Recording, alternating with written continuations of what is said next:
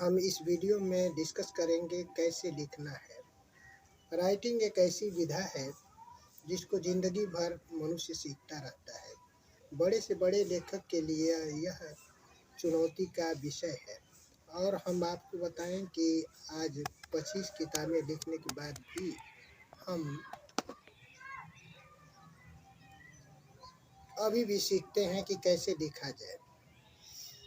और हम इस वीडियो में भी और अगले वीडियो में जो अंग्रेजी साहित्य पर होगा, कैसे लिखा जाए, इस पर एक किताब है इंग्लिश लिटरेचर में डीजी। यद्यपि वो अंग्रेजी साहित्य के लिए है, फिर भी वो किसी भी सब्जेक्ट के सोशियोलॉजी या हिस्ट्री लिखने वालों के लिए या फिर और सब्जेक्ट्स को लिखने के लिए वो काफ़ी कैपेबल है, सक्षम है। उसमें चैप्टर्स हैं। तो हम बात करेंगे इंग्लिश लिटरेचर की, तो बाद में बात करेंगे इस वीडियो के बाद में अगले वीडियो में। लेकिन आज हम डिस्कस करेंगे सामान्य रूप से कैसे लिखा जाए, क्योंकि लिखते समय बहुत परेशानी आती है। बहुत लोगों ने कंप्लेन किया है कि 1-2 वाक्य लिख लेते हैं, 4 वाक्य लिख लेते हैं, लेकिन फिर आगे लिखने में बड़ी दिक्कत होती है। इतना ही नहीं, कई लोगों ने तो उनको समझ में नहीं आता कि फिर क्या लिखे, पैराग्राफ में पैराग्राफिंग कैसे करें, यह बहुत बड़ी समस्या है। इस वीडियो में हम आपको बताएंगे कि किस तरह से लिखना है। और कोई भी टॉपिक हो, टॉपिक से कोई मायने नहीं रखता कि टॉपिक कौन सा पूछ दिया। बहुत बच्चे कंप्लेन करते हैं कि ये टॉपिक पढ़कर गए थे, वो टॉपिक आ गया। अगर आप थोड़ी बहुत भी जानकारी उस टॉपिक पर रखते हैं, अगर आपके पास राइटिंग मेथड है, तो आप दुनिया के किसी भी टॉपिक पर आंसर लिख सकते हैं, क्वेश्चन कुछ भी हो। सबसे बड़ी बात यह है कि लिखने आनी चाहिए। और इसके लिए हमने पहले भी बताया है, आज भी बता रहे हैं कि noun is thought, thought is noun. Noun के बगैर न तो कोई विचार आ सकते हैं दिमाग में, और अगर थॉट है तो नाउन ही है। नाउन के सिवा कुछ नहीं होता दुनिया में। दुनिया के बाहर भी नाउन के सिवाय कुछ नहीं होता। ये जैसे प्लेस, कोई जगह के बारे में आपको लिखना है, किसी व्यक्ति के बारे में लिखना है या वस्तु के बारे में लिखना है। अगर वस्तु के बारे में भी पूछेगा तब भी कोई न कोई व्यक्ति या जरूर उसको इन्वेंटर रहेगा, बनाने वाला रहेगा, आसपास में रहेगा, और स्थान भी होगा। तो ऐसे स्थान के बारे में पूछ दिया तब भी वस्तु वहाँ पर कोई न कोई रहेगी, और स्थान पर कोई व्यक्ति तो जरूर रहेगा। कम से कम आप पढ़ रहे हैं या डिस्क्राइब कर रहे हैं, रीड कर रहे हैं, तो आप तो हैं, राइटर तो हैं। तो डेफिनेटली तीनों चीज़ें साथ में लिखी जाती हैं। पूछा जाए व्यक्ति के बारे में, लेकिन वस्तु और स्थान के बारे में भी लिखेंगे, और उसी तरह से स्थान के बारे में पूछेगा तो और भी 2 चीज़ों को लिखना होगा ही। ये नॉर्मल सी बात है। लेकिन फिर भी लोग कहते हैं, कई तरह के कंप्लेंट्स आते हैं कि हमारे पास वर्ड मीनिंग नहीं है। लिखना तो चाहते हैं लेकिन वर्ड मीनिंग ही नहीं है। मेरा कहना है कि जो भी वर्ड्स हैं अंग्रेजी में, ऐसा कुछ भी नहीं है कि अंग्रेजी एक फॉरेन लैंग्वेज इंडिया की। बहुत वर्ड्स आप जानते हैं, जो हजारों नाउन्स, एकदम बहुत कम पढ़ा लिखा इंसान भी हजारों नाउन्स को जानता है। एज फॉर एग्जाम्पल रोड, अंग्रेजी की बात करें तो ज़्यादातर जो रोड, बस, ट्रक, जीप, उसी तरह से क्या नाम मोबाइल सेट, और क्या नाम है घर की सारी आइटम्स जो है इंग्लिश में है।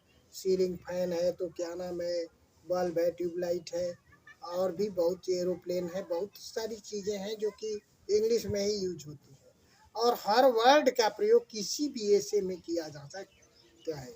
इमेजरी के रूप में, इमेज के रूप में आप हर वर्ड का प्रयोग कर सकते हैं। और हर नाउन एक प्रकाश है, जो विचार है। हर नाउन क्या है? एक विचार है, और उस माध्यम से पूरी दुनिया को देखते हैं। किताब की बात कही जाए तो किताब के माध्यम से, ज्ञान के माध्यम से हम दुनिया को देखते हैं। अगर रोड की बात कही जाए तो रोड, दुनिया एक रोड है और पूरी दुनिया को रोड के माध्यम से देख सकते हैं।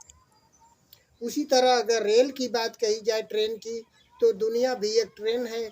उस ट्रेन के कोई राइटिंग भी एक ट्रेन है, किसी की ज़िंदगी भी एक ट्रेन है, शेक्सपियर की भी राइटिंग एक ट्रेन है, और उसमें बहुत प्रकार के डब्बे हैं, बहुत प्रकार के लोग हैं। तो ऐसा तो कुछ भी नहीं है कि आप कहेंगे कि ये चीज़ कैसे लिखेंगे। उसमें हर चीज़ हर टॉपिक पर लिखी जाती है, बस इमेज बना लेनी है, उसे इमेजरी के फॉर्म में कन्वर्ट कर देना है। और अगर इसके लिए कुछ अलंकारों का प्रयोग करना है तो कर लीजिए। उदाहरण के तौर पर पर्सनिफिकेशन का प्रयोग कर लीजिए, मानवीकरण का, या फिर पैराडॉक्स का प्रयोग कर लीजिए, सिमली का प्रयोग कर लीजिए। ये इनके माध्यम से भी आप लिख सकते हैं। हर वर्ड को हर टॉपिक पर लिखा जा सकता है। हर बस गंदा वर्ड नहीं होना चाहिए। तो लिखने में तो कोई दिक्कत नहीं है। अब कैसे लिखा जाए, क्या लिखा जाए, कहाँ से स्टार्ट किया जाए, कैसे पैराग्राफिंग की जाए, संक्षेप में हम यहाँ पर आपको बताएंगे। पहली बात यह समझिए कि 7 ही प्रकार के सब्जेक्ट्स होते हैं, 7 टाइप्स ऑफ सब्जेक्ट्स। इनकी जानकारी खूब अच्छी तरह से रखिए। एक देयर से आप चालू कर सकते हैं, कोई भी टॉपिक इंट्रोडक्टरी देयर, उसका नाम ही है इंट्रोडक्टरी देयर। उदाहरण के तौर पर हमें लिखना है इंडिया चाइना रिलेशंस,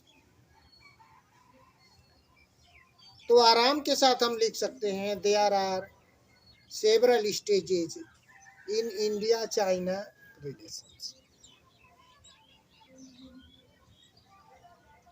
अगर देयर से कोई एक भी टॉपिक दुनिया की नहीं है जिसको देयर से आप स्टार्ट न कर सकें। उदाहरण के तौर पर बहुत ही सिंपल, ये पहला हमारा इस हिंदी के एपिसोड में पहली वीडियो है, इस कारण बहुत छोटे लेवल से, जीरो लेवल से लेकर चल रहे हैं हम।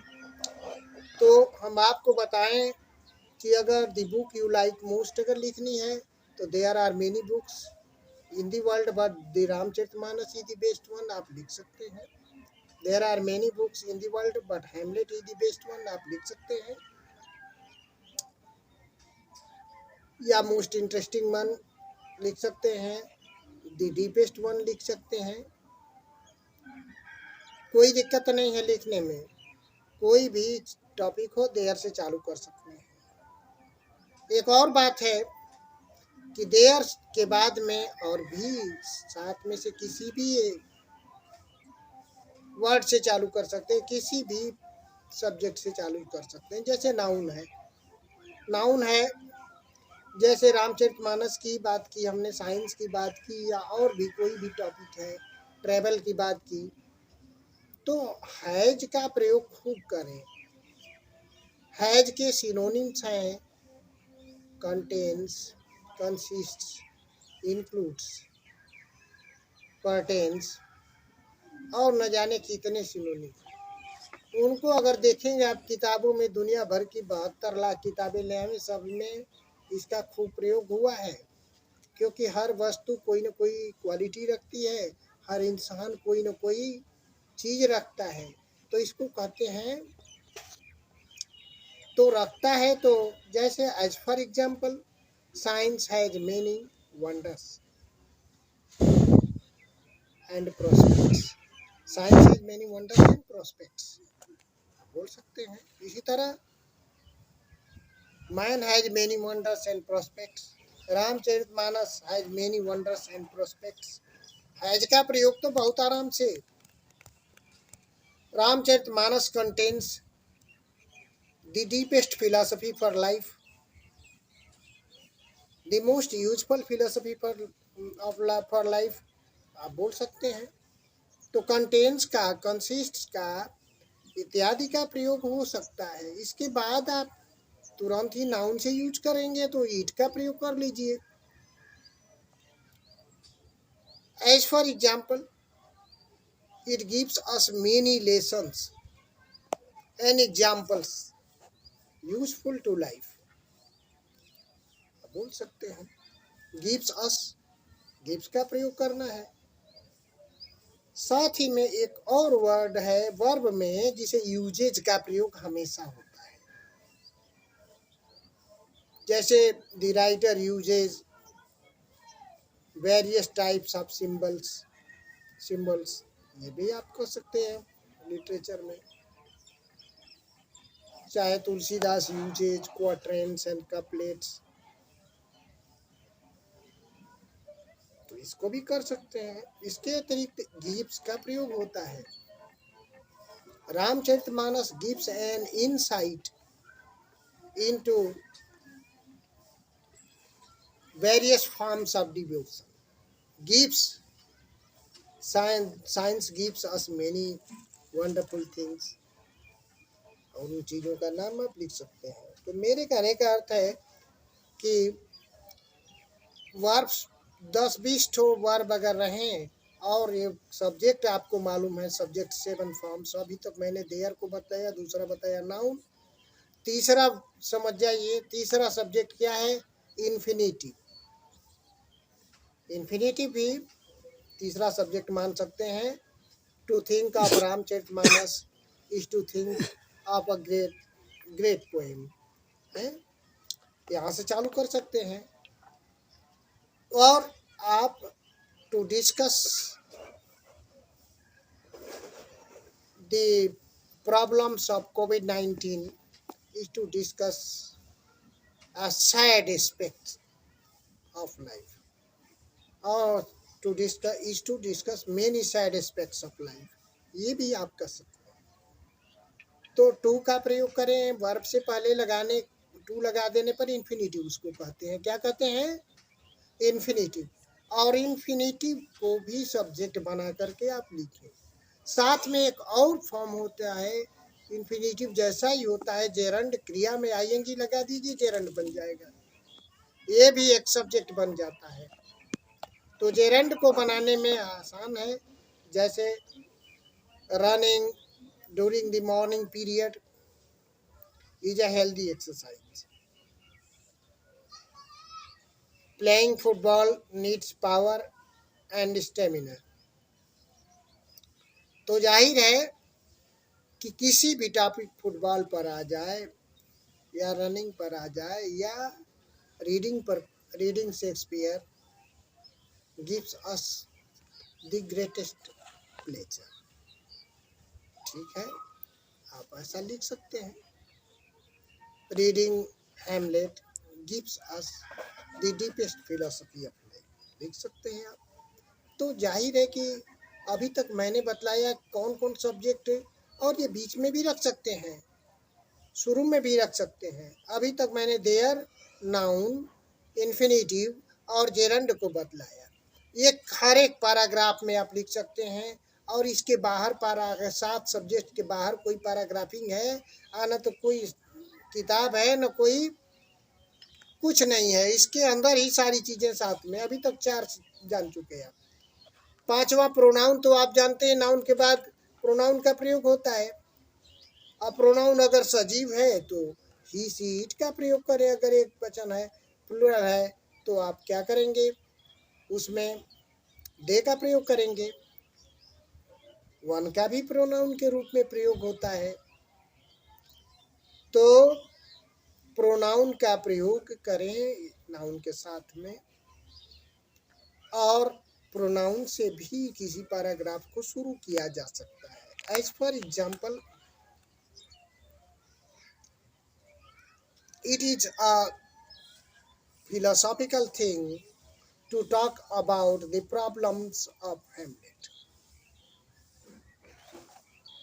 It is a great thing to talk about Tulsidas Ramcharitmanas. आप इससे भी चालू कर सकते हैं, ऐसा नहीं कि इससे नहीं चालू हो सकता है सेंटेंस, कोई भी पैराग्राफ। तो इस तरह से प्रोनाउन भी बीच में या शुरू में रह सकता है। तो 5 हो गए सब्जेक्ट। अब बच गया फ्रेज। फ्रेज पर थोड़ा सा हम डिस्कस करना चाहेंगे। फ्रेज को कैसे बनाते हैं। Phrase A group of meaningful words is known as phrase. अब शब्दों का एक से अधिक ग्रुप है, दो या दो से अधिक का ग्रुप है और कुछ अर्थ देता है तो वह फ्रेज है। और इसको आप एडजेक्टिव भी लगा देंगे नाउन से पहले, handsome boy, a powerful poem, तो जरूर वो फ्रेज होगी। कोई जरूरी नहीं कि कई कहे कुछ और निकले कुछ और अर्थ तभी फ्रेज होगा। और इसके अतिरिक्त में आप चाहें तो दो नाउन्स के बीच में प्रीपोजिशन रख कर के भी बना सकते हैं, जैसे मैन इन ट्रबल, है ना। इसी तरह से philosophy in Hamlet, Shakespeare's use of the blank verse. तो जाहिर है कि सब्जेक्ट को बनाया जा सकता है बीच में प्रीपोजिशन डालकर या उससे पहले एडजेक्टिव डालकर।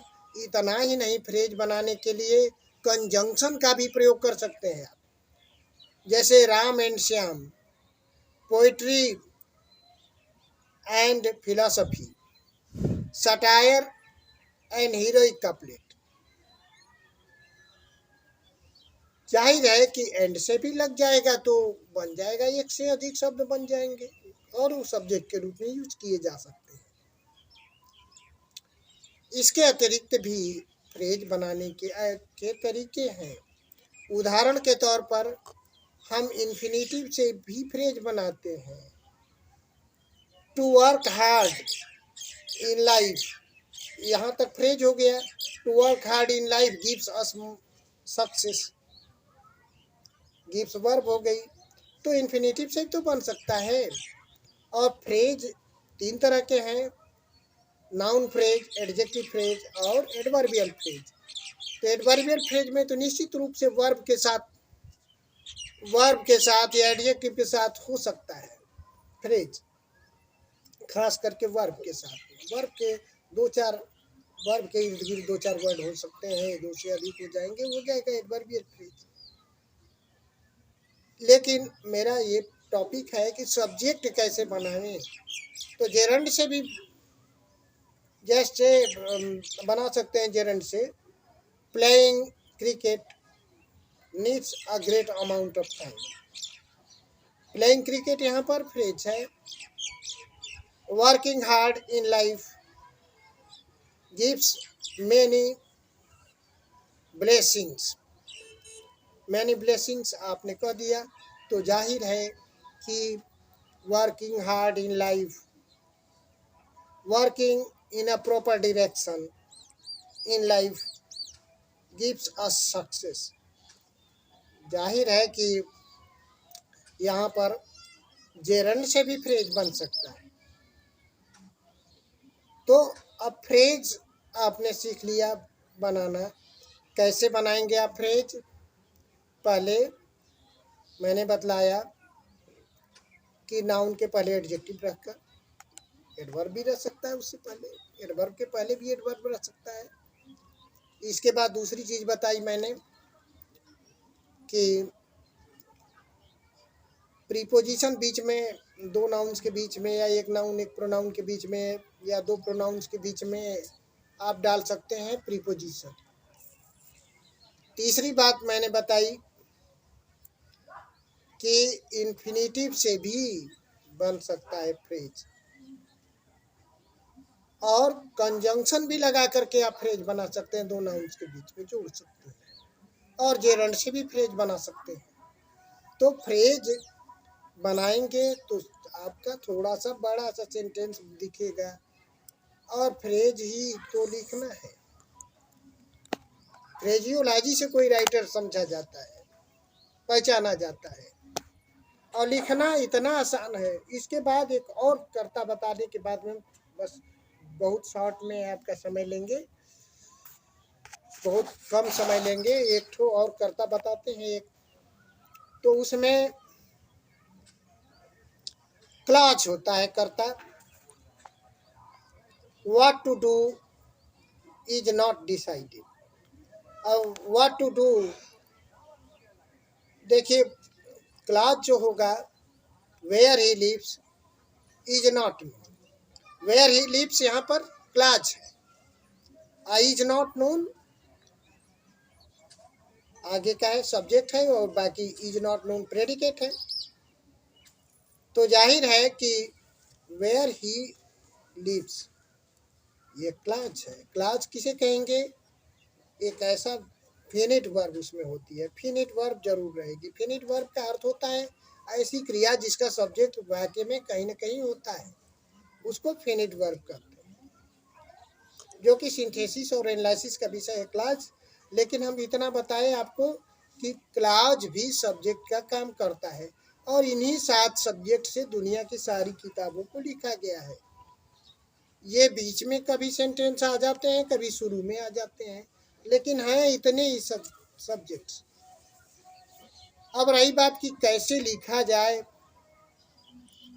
तो यहाँ पर पहली बात ये बताएंगे कि दो तरफ नाउन, यानी जो भी सब्जेक्ट का काम करेगा, चाहे नाउन फ्रेज कहलाएगा या नाउन क्लास कहलाएगा या फिर नाउन कहलाएगा। तो नाउन को दोनों साइड में झुला दीजिए, एक ऑब्जेक्ट, नाउन का काम ये सब्जेक्ट और ऑब्जेक्ट का, और बीच में क्या डाल दीजिए, हैंडल, जो तराजू का जैसे हैंडल होता है ना, उसको वर्ब है, और दोनों बैलेंस क्या है, नाउन। तो दोनों साइड में नाउन झुला दीजिए और बीच में वर्ब पकड़ने की हैंडल है। इस तरह करते जाइए, कई तराजुओं को रख दीजिए वहां पर। और सबसे बड़ी बात है कि लिखने से पहले भी सोचना होता है। आपको दूसरी चीज नहीं लिखनी है, बहुत प्रकार के नाउन्स को कलेक्ट कर लेना है, प्रैक्टिस कर लेनी है, आपको लिखने आ जाएगा। नाउन नहीं सोचेंगे तो आपका दिमाग ही ब्लॉक, एकदम जैसे कंप्यूटर है, कंप्यूटर में सीपीयू में कोई मैटर ही नहीं है, तो कैसे प्रिंट आउट निकलेगा? तो हाँ, ब्रेन तो सीपीयू है, हाथ जो है प्रिंटर है, मुंह भी एक तरह से स्पोकन फॉर्म है प्रिंटर का। आप कह सकते हैं कि माइक्रोफोन है, उसमें कुछ रहेगा तब तो निकलेगा। तो जाहिर है कि नाउन दिमाग में रखिए विभिन्न प्रकार के, तो किसी भी राइटर पर आपको मिलेगी जानकारी। इसके अतिरिक्त हम कुछ बताना चाहेंगे कि ऐसे को कैसे बढ़ाएं आप। व्हाट, व्हेन, व्हाई, वेयर, ये प्रश्नों को करते जाएं, इन्हीं प्रश्नों के उत्तर को ही ऐसे के रूप में आप परिवर्तित कर लेंगे। पहले व्हाट से उसका इंट्रोडक्शन दे दें, परिभाषा दे दें। वेयर कहाँ पर है, जैसे व्हाट इज कोविड-19, where is it, how, when, why, how long, how much, ये इत्यादि जितने भी प्रश्नवाची शब्द हैं, उन्हीं के साथ में आप आंसर देते जाइए उन प्रश्नों के, और आपका इसे तैयार हो जाएगा। इस चीज की अगर और आपको बढ़िया से लिखना है तो मेरे द्वारा एक लिखित किताब है, जिसको कि हम यहाँ पर बैठ करके वीडियो बनाते समय नहीं लिए हैं, लेकिन ये अवेलेबल है, इंग्लिश लिटरेचर में डीजी। और अगली वीडियो में उसको किताब को हम आपको सारे चैप्टर्स को डिस्कस करेंगे इंग्लिश लिटरेचर पर, वो अगला वीडियो होगा स्पेसिफिक। और ज़्यादा मेरी उम्र हो गई है और ज़्यादा दिनों से हमने पढ़ाया है, तो बेटा उपन्यास भी लिखने में हमको बहुत मेहनत करनी पड़ी है, और 14 घंटा का लगभग औसत मेरा ज़िंदगी का 40 साल पढ़ा रहे हैं। तो इस कारण से ये न सोचना कि इस सब्जेक्ट पर, उस सब्जेक्ट पर, कितने सब्जेक्ट पर पढ़ाते हैं जानते हैं, ये मत सोचना। और मेरे द्वारा ऑलरेडी करीब करीब 7 सब्जेक्ट्स पर यूपीएससी के लिए किताबें लिखी गई। उन सारी वीडियो किताबों को हम 1 बाय 1 करके आपके सामने ले आएंगे, और जो जो वीडियो जिस सब्जेक्ट की बनाएंगे उसको आपको मिलेगा। For the time being I hope कि आपको कुछ लिखने के लिए प्रेरणा मिली होगी। अगली वीडियो में एक बार फिर से मिलेंगे। आप सब्सक्राइब करें, मेरा मनोबल बढ़ाएं, जिससे कि हम आप लोगों को और ज्ञान दें, ज़्यादा से ज़्यादा ज्ञान दें। और बहुत तरह की वीडियोस राइटिंग पर बनाएं, और भी आपकी अपनी समस्याओं को आप कमेंट के रूप में दीजिए, जिससे उन समस्याओं पर हम वीडियो बनाएंगे राइटिंग और कैरियर पर। Thank you, all the best.